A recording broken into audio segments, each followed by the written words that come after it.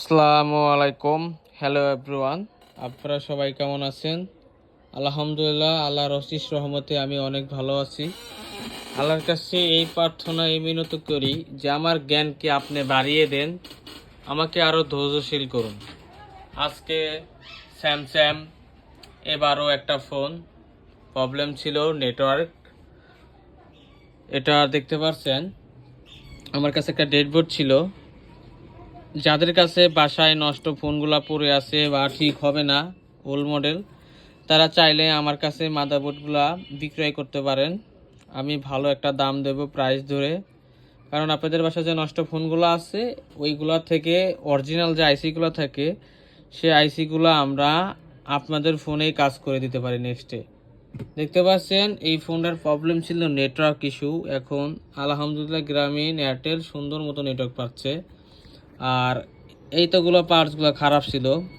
একটা হলো 2G আইসি, আর একটা হলো রেডিও ফ্রিকোয়েন্সি বুস্ট করার জন্য একটা আইসি আছে, আর একটা হলো নেটওয়ার্ক পি এর একটা ভোল্টেজ, যখন নেটওয়ার্ক কম পাইবে তখন বুস্ট করার জন্য একটা আইসি থাকে। এই যে ছোট একটা আইসিটা, আর এই যে বুস্ট কয়েল, সেই কয়েলটা খারাপ ছিল এবং 4G আইসিটা খারাপ ছিল এবং বুস্টারটা খারাপ ছিল। এই বুস্ট করে নেটওয়ার্কের পি এর জন্য এই এসিটা খারাপ ছিল এবং এটা খারাপ ছিল। তো আমরা দেন ওকে করছি। বিষয়টা হচ্ছে এরকম, যাদের বাসায় এই ফোনটা কিন্তু বেসিক্যালি কিন্তু অনেক জায়গা থেকে ফেরত আসা ফোন। এটা এটা মার্কেটে দেখাইছে, অনেক ভালো ভালো টেকনিশিয়ান দেখাইছে, তারা না করে দিয়েছে, বলছে মাদারবোর্ড লাগানো লাগবে। আপনারা দেখতেই পাচ্ছেন আমি এই ফোনটা ডান করেছি। আপনাদের দোয়া এবং ভালোবাসা আজকে আমি এই পর্যায়ে আসতে পারেছি। আগামীতে চিন্তা ভাবনা আছে এই সার্ভিস সেন্টারটা আমি অনেক উপরে নিয়ে যাব এবং দূরে নিয়ে যাব, স্বপ্ন আছে। সবার মাঝে আমি ছড়িয়ে দেবো আস্তে আস্তে আমার যে জ্ঞান আছে।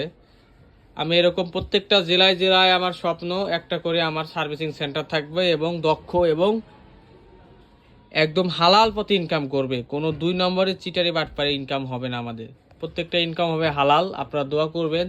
এই ফোনটা অনেক বড় বড় টেকনিশিয়ান দেখছে, ফেরত দিয়ে দিয়েছে, জানি না কী জন্য ফেরত দিয়েছে, বাট আমি চেষ্টা করেছি। আপনাদের দোয়া এবং আল্লাহর দেওয়া জ্ঞানে আমি পেরেছি।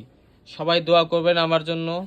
আল্লাহ হাফেজ। আজকের মতো বিদায় নিয়ে যাচ্ছি। যদি আমার কথায় যদি ভুল ত্রুটি হয়ে থাকে অবশ্যই আমাকে ক্ষমার দৃষ্টিতে দেখবেন। আল্লাহর কাছে দোয়া করি, আল্লাহ আপনি আমার জ্ঞান বাড়িয়ে দিন ইনশাআল্লাহ। আল্লাহু আকবার। আল্লাহ।